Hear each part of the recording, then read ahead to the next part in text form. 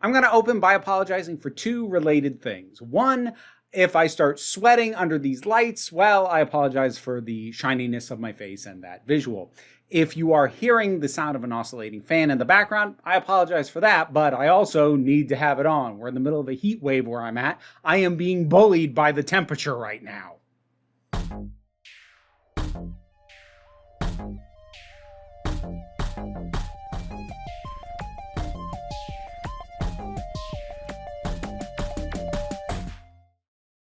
Hey there, folks. So, very much against my better judgment, I kind of want to talk about the Amazing Digital Circus some more. Well, sort of. I want to talk about a specific aspect of it and try and figure out why it worked for me there, where it has very decidedly not worked for me elsewhere. And we are going to be talking about Jax again. We're not talking about gender identity this time, but there is an aspect of him that I think is pretty central to him as a character. Jax is a bully. I may have left something in your room today, so let me know if you find it. You're not afraid of centipedes, are you? Jax! That's literally my only fear. Why would you do this? If I shoot you right now, are we still gonna be friends afterwards? We were never friends. Oh no! It looks like I've taken Ragatha and dropped her in the deep fryer. You threw me out of a moving truck. Aren't you supposed to be submissive and agreeable? Move it! He bullies Gangle pretty relentlessly, and he shoves people who are trying to connect with and care about him so hard that they end up abstracting as a result. He is a direct contributor to the fates of both Ribbit and Kaufmo. So, Jax, not a good guy. To be clear, that's intended. It's been made clear by Gooseworks elsewhere, but also even within the narrative itself, that Jax is not a good person. He is a troubled person, and we get more information as to why that is in the last episode, but he's not a good guy. The thing is, normally, having a character like that and having the narrative feel like it's asking me to be empathetic or even forgiving towards characters like that, it usually doesn't work. Actually, more than usually doesn't work. It usually makes me resent the thing I'm watching when it asks me to empathize with a bully. Now, I should probably be clear about definitions a little bit here, because I think usually when we think of bully characters in media, especially something animated, we have a tendency to think of, frankly, more innocuous characters. Things like, I don't know, for some reason the first example coming into my mind is Red Herring from a pup named Scooby-Doo.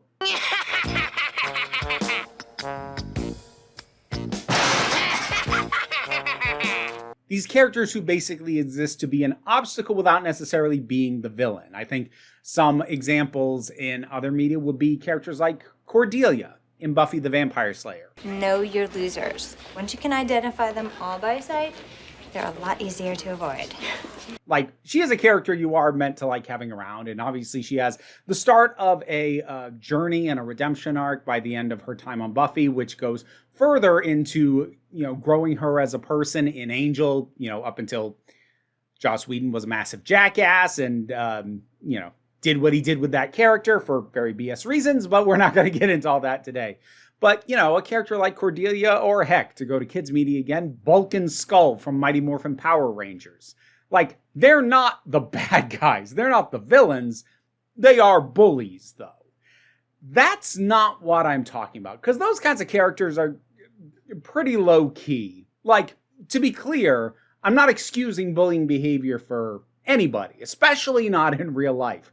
Some things we are more willing to engage with in our entertainment, but like, if we're talking real life, no amount of bullying is okay, even if it is just name-calling and snarky remarks. But for the purposes of entertainment, characters like that are maybe a little antagonistic, maybe a little bit of an obstacle, maybe just an annoyance, but they're not the problem. They're not the massive central issue that needs to be dealt with. For starters, what they do is just small potatoes. To pick on Cordelia again, she's just a mean girl in high school. No wonder you're such a guy magnet. Are you done? There's only so worked up you're going to get over that. And when that's the worst that you are, then taking someone like that on a redemption arc, which the Buffyverse did with her, is not that hard because she wasn't that bad, especially not compared to the actual villains that are existing in your story. Jax is more than that, though, because as I said, Jax does a lot of incredibly tangible damage, and it's not just about hurt feelings. He does hurt people's feelings along the way, but he really left a lot of harm in his wake. And that has a tendency to really make me reject a character. Yet for some reason I didn't with Jax. I tried to figure out why. My first thought was, well, maybe it just helps that he's part of an ensemble, and so there isn't as much of a clear focus on him as there is going to be in at least one of the other examples that I'm going to end up citing later where attempts to do this did not work. But I don't think that's completely it, though, because certainly by the time we get to the last episode, Jax very much is a central focus, so there's that. And also, one of the other examples that I'm going to be citing as it not working also had an ensemble cast, and that didn't stop me from completely bouncing off the entire thing because of the bully character it was asking me to empathize with. Again, we'll get into those examples later. I think I'd probably be a little bit dishonest if I didn't admit, at least to a certain extent, that Jax being as queer-coded as he was even before the confirmations that we got in the last episode probably helped a little.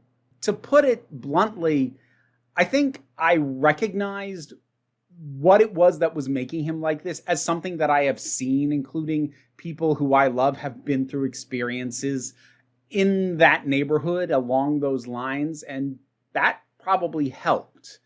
I think it can be a bigger barrier when you have a bully, especially like, say, a jock-style bully. Nerds! Nerds! Nerds! Come on, Lewis, let's go. Yeah, I don't relate to those kinds of people anyway in the first place. And if you're going to then ask me to empathize with them, yeah, it's going to be a lot harder. So Jax and the queer coding that was going on with him and the fact that I kind of related to him as a queer character even before the final episode, that probably helped. I don't think that's everything, though. I think there's something about how he's presented and what I'm asked to forgive of him and what the other characters are asked to forgive of him that I think means it threads a needle that other things have not managed to do. What are some of those other things? Well, there's two major examples that I had swirling about my head when I was trying to figure this out. Both of which are going to get me in trouble with certain groups of viewers for different reasons. But in both cases, these are beloved properties. So in addition to talking about TADC again, I'm going to get other fandoms mad at me. I don't know. This might be a cry for help. I don't think it is. But anyways, first let's talk about a silent voice. Or the shape of voice, if you're going by the title as it appears in the movie itself. Whatever. This is a 2016 anime film that is very well loved. Well loved to the point that I literally don't think I've ever seen anyone else say they didn't like it, but I don't like it. Now, to be clear on this one, this is, I think, just going to be used as an example as to the ways in which a lot of this stuff was probably never going to work on me in most cases, but I'll give you some context for those of you who haven't seen the movie. Now, if you go by trailers for the movie, you might think the main character is Shoko, a girl who was born deaf. Or you might at least think that she is the dual protagonist along with Shoya, a boy in her classes. They are not dual protagonists. This is Shoya's story. I did actually rewatch the movie to confirm what I felt about it, but also to be sure that I wasn't going to say anything that was inaccurate. Because it would not be fair for me to say that Shoko is not personified at all, but she is not who we are asked to fully understand. She is not the person whose head we get to see inside of. She's not the point of empathy. And the reason that matters is Shoya, who is those things, who is the point of view character, is Shoko's bully. While he is not her only bully, he is, as displayed in the movie, her most direct and most relentless bully. Whether he's mocking her speaking voice, throwing her notebook into a decorative pond, throwing her hearing aid out the window, or physically assaulting her by yanking her hearing aids out of her ears and causing her to bleed.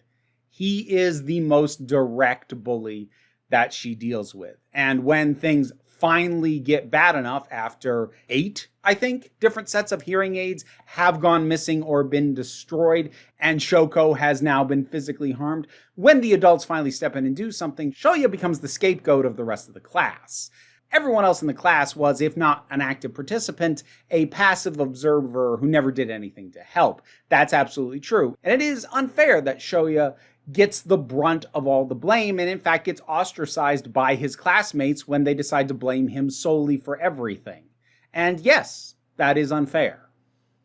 At the same time, he did actually do that stuff.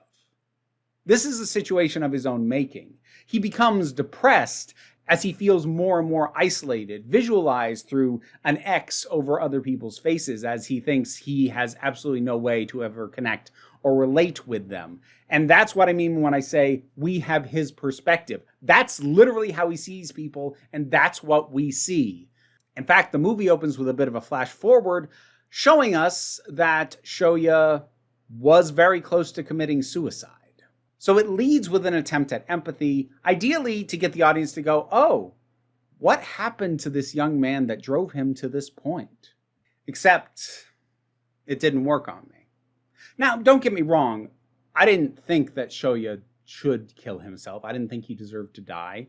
I did think it was unfair what happened to him, but the film is showing me this asshole who has decided that the way he's going to be redeemed is by being forgiven by his victim. He basically inserts himself into her life, and the film has her starting to fall in love with him for reasons that are never really disclosed because we don't get anywhere near the perspective from her head that we have from his. It feels like the film wants us to come to the conclusion that because Shoko forgives him, we should too. Except I don't get why she does that. It doesn't sell it. Or at least it doesn't give nearly enough insight into her mindset for me personally to buy it. And let me be blunt, part of this is because of my own experiences with bullying. I myself was bullied a little, mostly in high school. Not severely, but intermittently, and a little bit before that.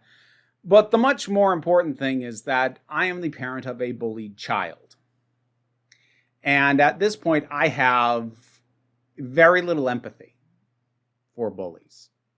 Now, I've had people tell me, you know, some of those kids who are making things hard for your child, you know, they have really rough home lives. And that's probably true, at least in some cases. I don't care. And I don't mean I want that to happen to them. I don't mean that I hope they get stuck in that. I want things to get better with them. But for what their actions are and who it's impacting and what it's doing to the person who I actually know and care about in my life, I don't care why they're doing it. I'll circle back to the phrase, I don't want you to starve, but you can't eat at my table. That's how I feel about both people and characters like that. I don't wish harm on anyone. But you having a crappy home life does not give you the right to harm someone else, to make someone else's life a daily torture. It just doesn't. Now, am I saying that this movie is sending that as the central message? Forgive all bullies? No, I don't think it does. There are a few characters in there that I think refute that as a central message. And I also, honestly, I'm not even going to say it's a bad movie. I get why it works for a lot of people, but it doesn't for me. Because I recognize too much of the behavior that Shoya engaged in. And it also doesn't help that what little we get of his home life is fine. So even that excuse does not apply to him, at least as far as what's depicted in that movie. The ability of me to empathize with him just hit a wall with how hard it felt like the movie was trying, begging, pleading with me. Don't you feel bad for him? Not really. Again, did I want better things for that character? Could I grant that it was unfair? Yes, absolutely. Am I going to actually start rooting for him, empathize with him, hope that his victim forgives him? No. The entire movie, I wanted her to tell him to fuck off. And the whole thing is honestly exacerbated by the fact that since she's deaf and as a disabled character, she serves as a potential figure of an underrepresented community. an underrepresented community that is frequently bullied and had life made difficult for them. And she doesn't get to have proper perspective in the movie. Instead, it's about how bad we should feel for the person who bullied her. I kind of resent the movie on principle for asking me to empathize with someone this much when they give me almost nothing of the perspective of the victim. And I think it's very fair to compare the amount of insight we get into these characters because Shoko tries to kill herself too. They had the movie open with Shoya thinking about that, and then we spend almost the entire movie getting all this insight into him. Shoko has a similar moment, and we know almost nothing about her. Certainly nowhere near as much as we find out about him. If the movie is telling me I should be willing to learn about this guy because he was nearly driven to suicide, why is it not extending that to his victim and giving me the same amount of insight? We get a tiny bit of information about how much she blames herself. We don't even really get a look into why that is. We just get it acknowledged very late in the movie because it's not her story. It's about how hard life got for her bully. And that absolutely did not work on me. Now, I don't think A Silent Voice is a bad movie. I think that it just had a very narrow line to walk if it was ever going to work for me. But as far as the story that it's telling, I think it probably told it about as well as it could be told. It just was unlikely to work for me. And the choices that it made and the perspective that it decided to center meant that I was never going to be able to get on board with it. But I get why other people do, and I understand why it's beloved. So I'm hoping that'll mitigate some of the anger and maybe shield me from the next thing I'm about to say, which is how much I hate one of the central characters of the OA. Now, full disclosure, I did not watch more than the first 2 episodes of the OA. I was commissioned to watch those first 2 episodes quite some time ago now, and I was not interested in watching anything past that. So it is true that in regards to what would eventually be done with this character to try and redeem him, I don't know what steps were taken. But he's still what came to mind as the thing that immediately turned me off of an entire show. Because everything else going on, I was a little back and forth on. I was a little intrigued. There were some characters I'm like, okay, maybe you.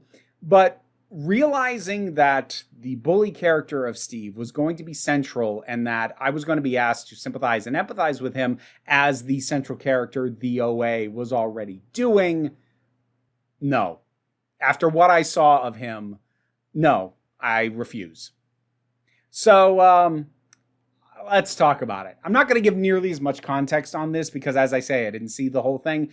And here it doesn't really matter. We just really need to only talk about Steve, who is very much, at least physique-wise, the jock-style bully. He is big. He is muscular. He apparently is getting laid on a semi-regular basis. And we see him punch another student whose name he did not even know until about a minute ago in the throat.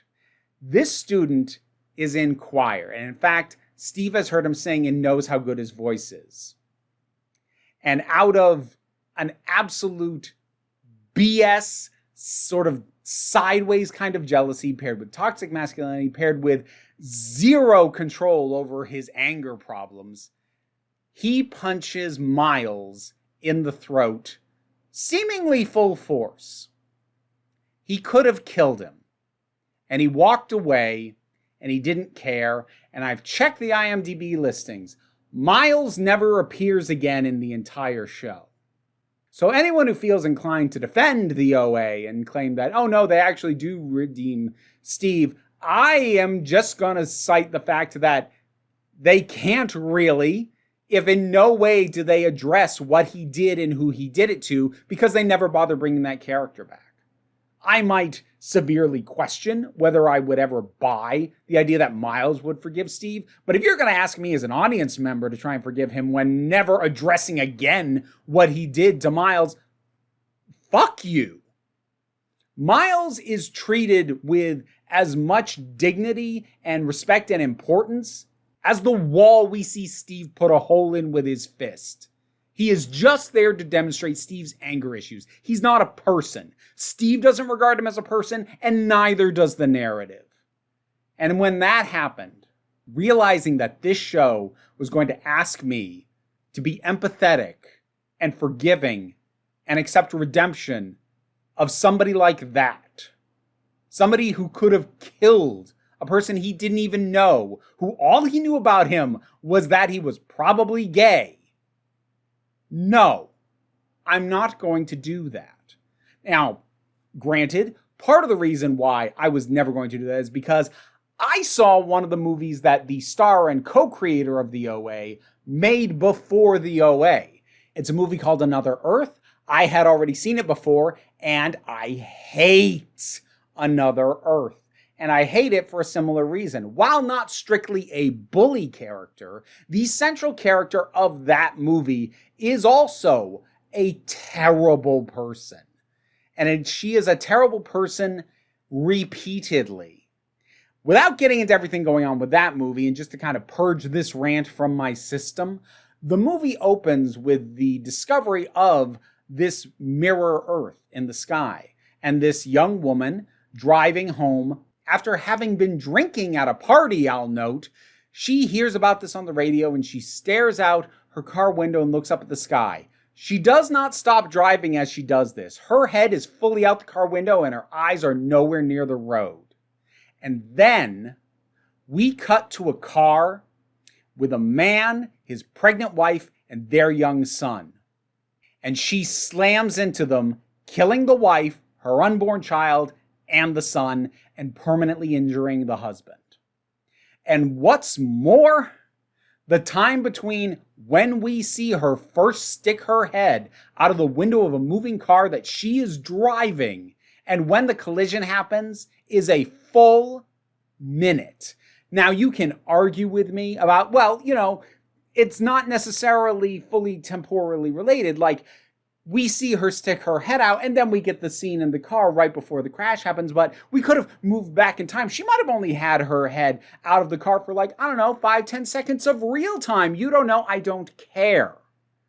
The way the film is presented, from when she stuck her head out and did not stop driving the car, to when we start seeing the people in this car, and then she finally hits them, that is 60 seconds of screen time. That is 60 seconds in which my brain is screaming, don't you fucking dare open like this. And then it does it.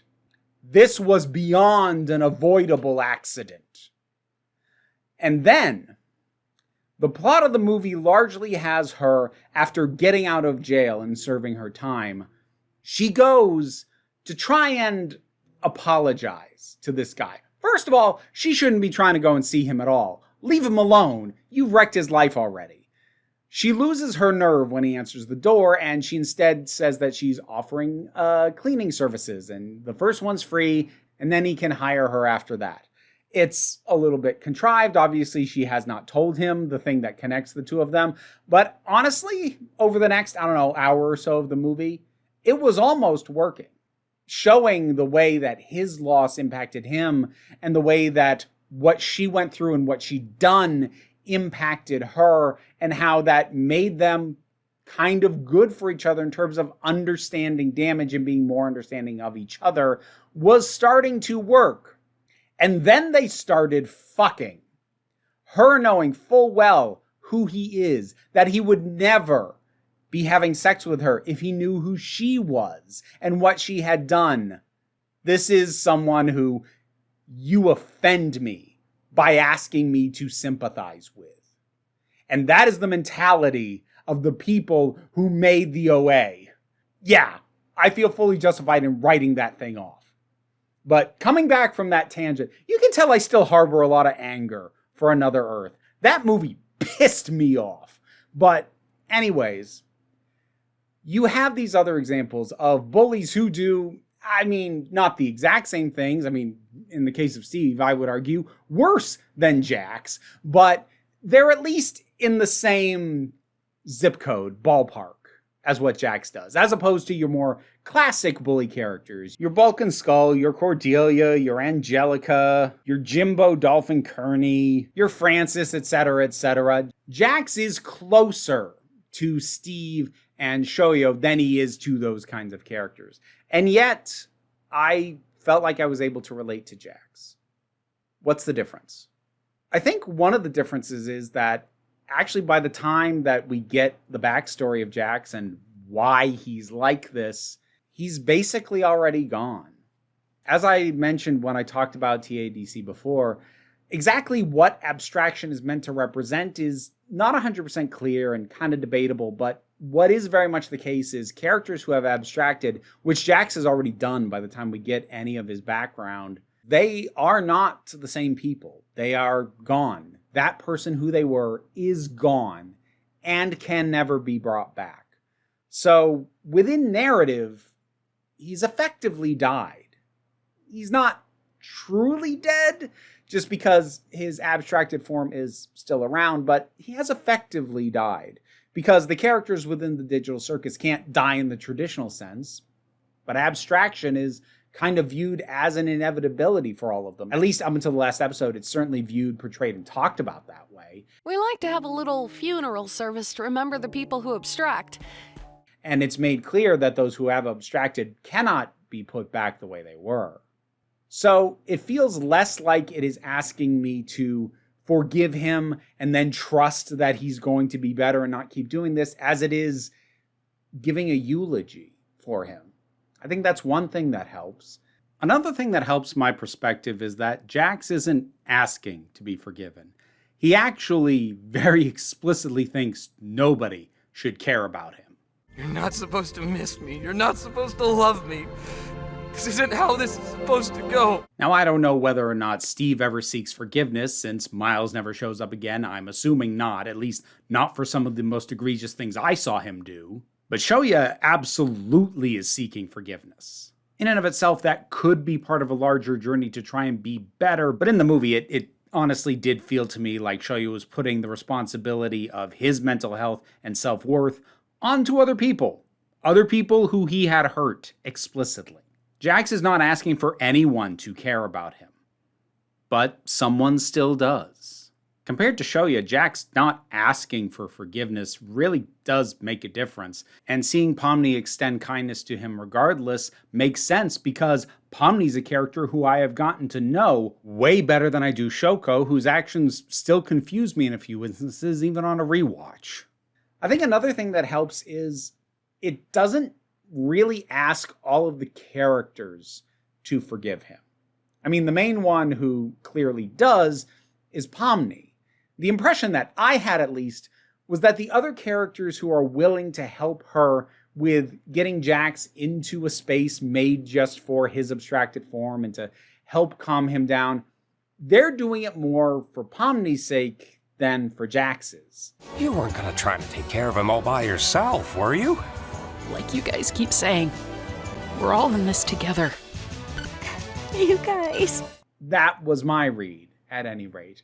And then you have a character like Gangle, who was clearly the most relentlessly bullied by Jax we see literally from the instant she showed up in this place. How about we call her Gangle? That sounds about as pathetic as she looks. What? Great choice, Gangle. I'll be sure to add that right into the system. And it is acknowledged that she does not just straight up sympathize with him. Why can't I cry for him?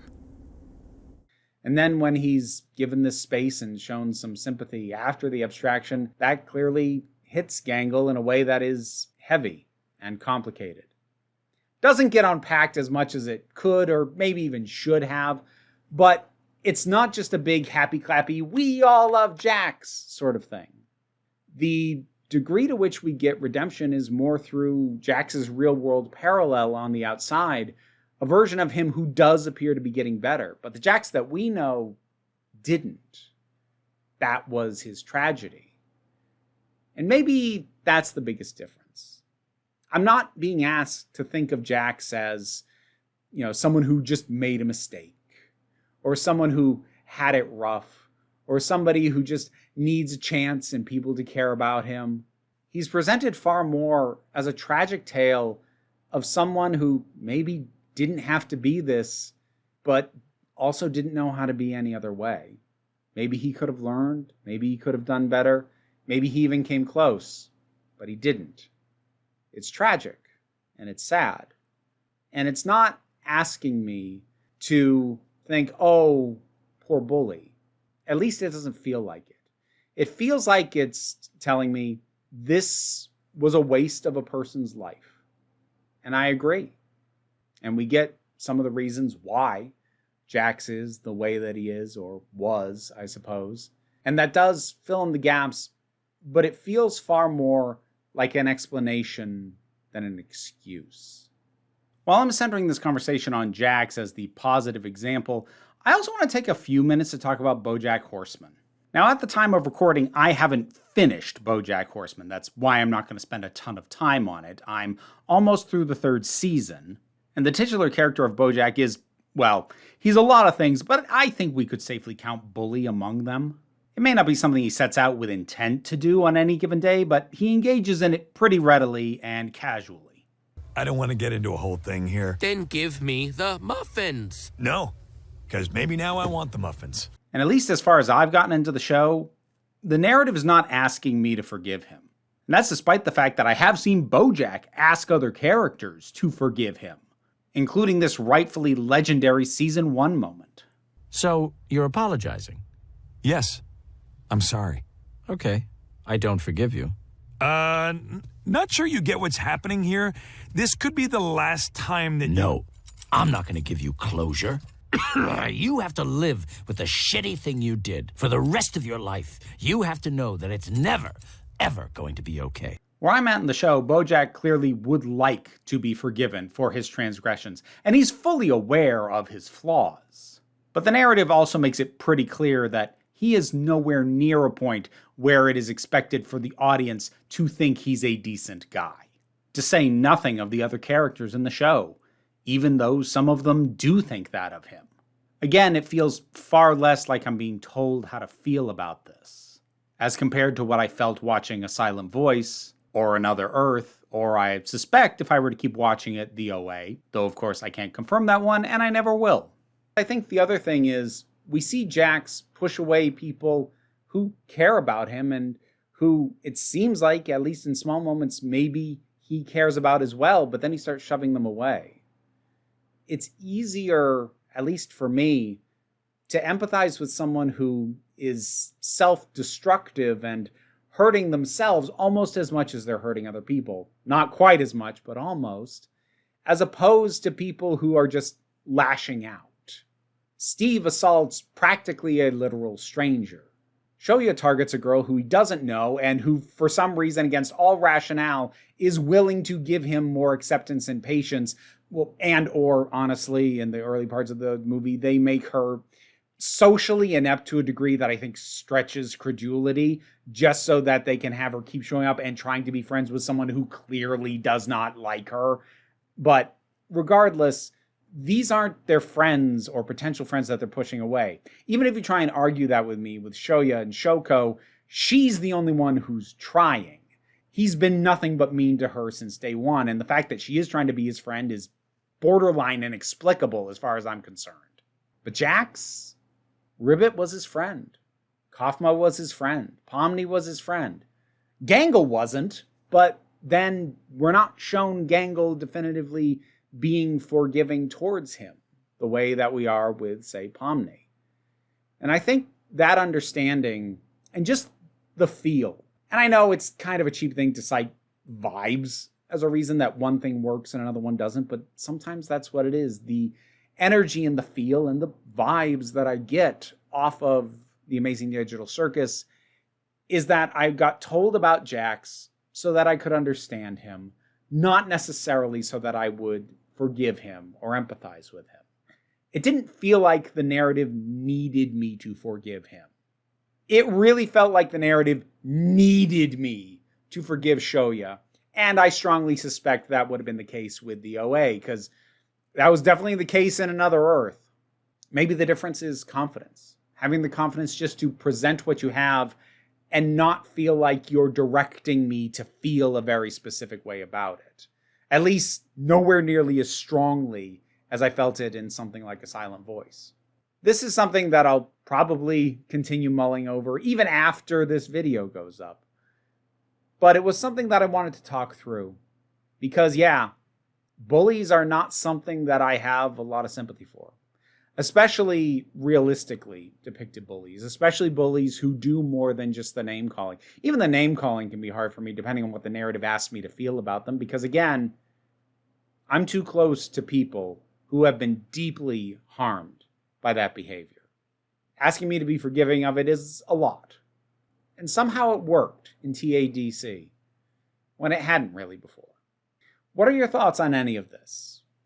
How do you feel about Jax's story as it relates to bully narratives and trying to understand or empathize with bullies? Is there an example other than the two I've cited where you think it was also done well?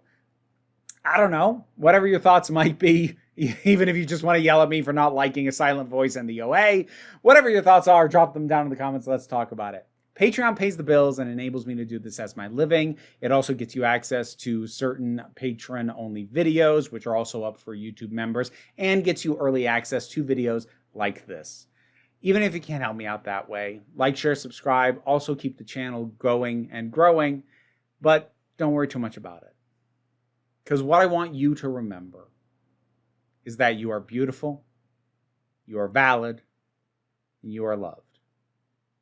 You are the council. I'm just running the meetings. And until next time, this council is adjourned. Now to thank my highest supporting patrons: Robin Moore, Jared Boyce, Ruben Lupula, Daphne Matthews, Kay Johnston, Auntie Kate 808, Mira G, Angry Casper, Dave Hall, Snark Shark, Oliver B, Mystic Shadow, Stephen Miller, Welsh Wrestling Geeks, Magdalena, Melissa Pedersen, Becky Sparks, Twilord, Tracy Scrabbit, Claire Wright, Pal Baraba Joggle, and Sir Didymus is my favorite. Additionally, I'd like to thank from the lower tiers of support, John Dent, Erez87, and Quark 12,000. But you guys might like to see Archie this month. Everybody loves you. How could you not love that face?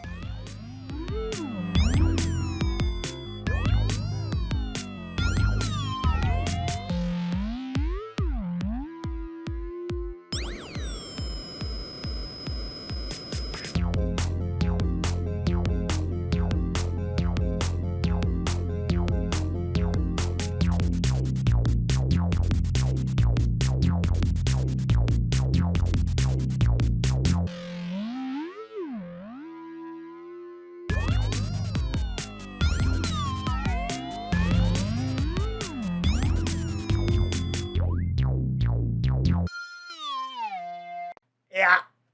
Oh, God, you could see the sweat matting my hair. Ah!